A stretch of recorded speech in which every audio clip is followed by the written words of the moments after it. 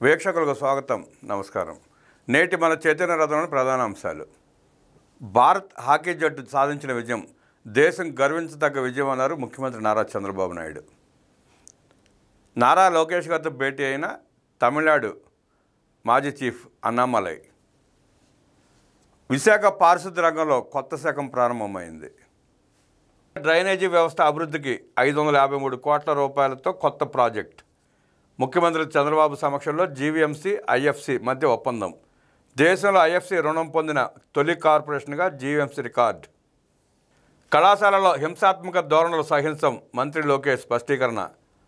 RGUKT professor గోపాలరాజుపై విద్యార్థి దాడి ఖండన. అన్నదాతలను దగా చేసి మొసలి కందులు కారుస్తారా? యూరియా కొరత లేకుండా దుష్ప్రచారం చేస్తుంది వైసీపీ. గత ప్రభుత్వంలో 5 లక్షల మెట్రిక్ టన్నులే సరఫరా చేశారు. కూటమి ప్రభుత్వం వచ్చిన తర్వాత 7 లక్షల మెట్రిక్ టన్నులు అందజేస్తున్నారు. వ్యవసాయం, ఇరిగేషన్పై చర్చకు సిద్ధమా అంటూ సవాల్ విసిరారు మంత్రి కొలుసు పార్థసారథి. చట్టాన్ని చేతిలోకి తీసుకుంటారా? పోలీసులు, జైలు అధికారులను దూషిస్తారా? శాంతి భద్రతలకు విఘాతం కలిగిస్తే జాగ్రత్త, బాధ్యులను తక్షణమే అరెస్ట్ చేయాలి. పొలిట్ బ్యూరో సభ్యులు వర్ల రామయ్య.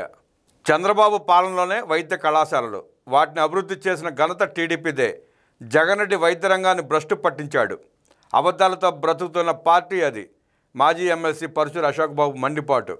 బాలయ్య మరో ఘనత. ముంబై స్టాక్ ఎక్స్చేంజ్లో బెల్ మోగించిన తొలి దక్షిణాది నటుడిగా గుర్తింపు. ఇదో చిరస్మరణీయ మరుపురాని ఘట్టం అన్నారు బాలయ్య. మనందరి ఆత్మగౌరవానికి ప్రతీక. తెలుగు ప్రజల ప్రేమ ఆశీర్వాదాల ఫలితమే ఇది. రాజకీయ లబ్ధి కోసమే దుష్ప్రచారం అన్నారు స్పీకర్ అయ్యన్న పాత్రుడు. రైతులకు అందుబాటులోని యూరియా. 5 ఏళ్లు రైతుల కోసం ఏం చేశారు చెప్పాలి. వైసీపీ ఎమ్మెల్యేలు అసెంబ్లీకి రావాలి. పదవుల్లో ఉండి రాకపోవడం నేరమే. స్పీకర్ చింతకాల అయ్యన్న పాత్రుడు మండిపాటు. వైసీపీ ప్రతిపక్షం కాదు, విష వృక్షం. నాడు రైతులను మోసగించి నేడు నీతులా రెచ్చగొట్టేందుకే జగన్ రెడ్డి సరికొత్త నాటకాలు ఆడుతున్నాడు. వైసీపీ అన్నదాత పోరు కాదు, దగా పోరు. ఆర్ఎండ్బి మంత్రి బీసీ జనార్దన్ రెడ్డి. పరిశ్రమలను రప్పించేందుకే మెరుగైన ప్రోత్సాహకాలు. చంద్రబాబు బ్రాండ్తోనే ఏపీకి దిగ్గజ సంస్థలు. పెట్టుబడుల ఆకర్షణకే 99 పైసలకు ఎకరా భూమి. టీసీఎస్ ద్వారా 25,000 ఉద్యోగాలు. ట్రంప్ సుంకాల నేపథ్యంలో ప్రత్యామ్నాయ మార్కెట్ల అన్వేషణ. ప్రతీకార రాజకీయాలు చేయం, తప్పు చేస్తే నన్నైనా చంద్రబాబు వదలరు. భారత్ ఫస్ట్ మా నినాదం. ఉపరాష్ట్రపతి ఎన్నికల్లో ఎన్డీఏకి మా మద్దతు. 2029 తర్వాత ప్రధాని మోదీ నేతృత్వంలో ఎన్డీఏతోనే మా ప్రయాణం. ఇండియా టుడే కాంక్లేవ్లో మంత్రి లోకేష్ స్పష్టీకరణ. క్షేత్రస్థాయిలో తిరగండి, యూరియా నిల్వలపై రైతుల్లో భరోసా కల్పించండి. అధికారులతో టెలికాన్ఫరెన్స్లో సీఎం చంద్రబాబు ఆదేశం. యూరియాతో పాటు వివిధ అంశాలపై 5 గంటల పాటు సుదీర్ఘ సమీక్ష. రాష్ట్రంలో సమృద్ధిగా యూరియా ఉంది.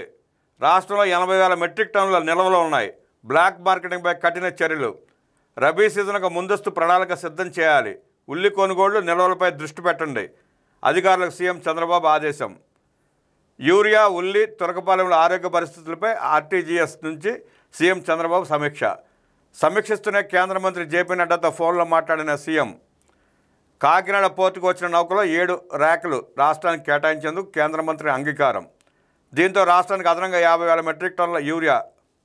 పౌర సేవల సంతృప్తి స్థాయిపై ప్రతివారం సమీక్షిస్తానన్న ముఖ్యమంత్రి చంద్రబాబు. రాష్ట్రంలో రైతులకు ఎక్కడా యూరియా సమస్య తలెత్తకుండా చర్యలు తీసుకోవాలని సీఎం చంద్రబాబు స్పష్టం చేశారు. మరో 10 రోజుల్లో 23,592 మెట్రిక్ టన్నుల యూరియా రాష్ట్రానికి వస్తోందన్నారు. ఆర్టీజీఎస్ నుంచి అధికారులు సమీక్ష నిర్వహిస్తూనే రాష్ట్రానికి మరింత మొత్తంలో ఎరువుల కేటాయింపై కేంద్ర మంత్రి నడ్డాతో ముఖ్యమంత్రి మాట్లాడారు. వ్యవసాయ శాఖ అధికారులు క్షేత్రస్థాయికి వెళ్లి ఎరువుల పంపిణీకి సంబంధించి రైతుల్లో కల్పించాలని సూచించారు. అలాగే రైతులు, కౌలు రైతులు రాబోయే రోజుల్లో ఎరువులు దొరకవనే ఆందోళనలతో ఒకేసారి కొనుగోలు చేయకుండా, నిల్వ చేసి పెట్టుకోకుండా పర్యవేక్షించాలని సీఎం పేర్కొన్నారు. అలాగే అనవసరపు కొనుగోళ్లపైన దృష్టి పెట్టాలని పేర్కొన్నారు. నిత్యావసర సరుకుల జాబితాలో ఉన్న ఎరువులను బ్లాక్ మార్కెటింగ్ చేయకుండా నియంత్రించాలని స్పష్టం చేశారు. కొందరు కావాలని రాజకీయ దురుద్దేశాలతో చేస్తున్న ప్రయత్నాలను నిలువరించాలని స్పష్టం చేశారు. శాంతి భద్రతల సమస్య సృష్టించేందుకు జరుగుతున్న ఈ తరహా ప్రయత్నాలకు అడ్డుకట్టు వేయాలని ఆదేశించారు. అధిక మోతాదులో ఎరువుల వినియోగం వల్ల ఏర్పడే దుష్ప్రభావాలపై రైతులను చైతన్యపరిచేలా కార్యక్రమాలను, ప్రచారాన్ని నిర్వహించాలని స్పష్టం చేశారు. ఎరువుల వినియోగాన్ని తగ్గించిన రైతులకు ప్రోత్సాహంగా సబ్సిడీని రైతుల ఖాతాలోకి జమ చేసే పథకంపైన దృష్టి పెట్టి విస్తృత ప్రచారం చేయాలని సీఎం చంద్రబాబు దిశానిర్దేశం చేశారు.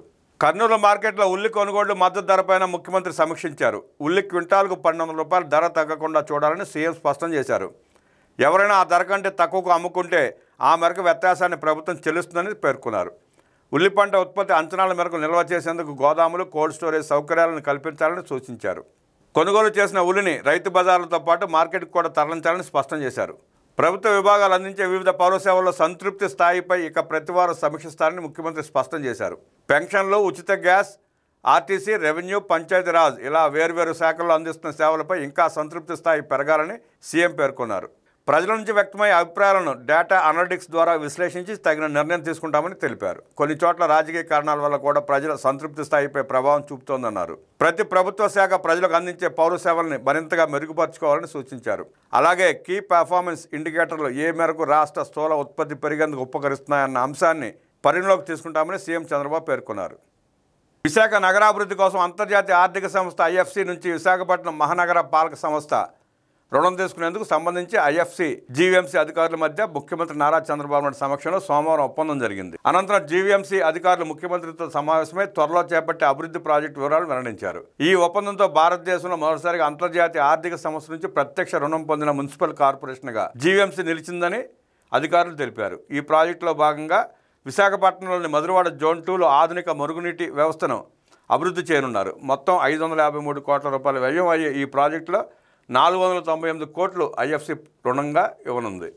మిగిలిన మొత్తంలో అమృత్ 2.0 నుంచి 45.64 కోట్లు, జీవీఎంసీ సొంత నిధులు 9.36 కోట్ల రూపాయలు వినియోగించనుంది. జీవీఎంసీ తన సొంత ఆదాయ వనరుల ద్వారా ఈ రుణాన్ని తిరిగి ఐఎఫ్సికి చెల్లించనుంది. 15 సంవత్సరాల కాల పరిమితి కలిగిన ఈ రుణానికి వడ్డీ రేటు 8.15% నిర్ణయించారు.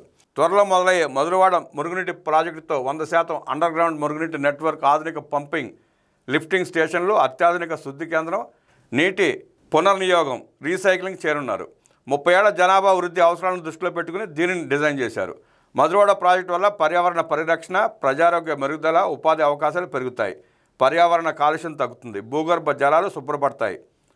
వరద నీటి నిర్వహణ సాధ్యమవుతుంది. ఈ ప్రాజెక్టు పరిధిలో నివసిస్తున్న 2.5 కోట్ల మందికి ఉపయోగకరంగా ఉంటుంది.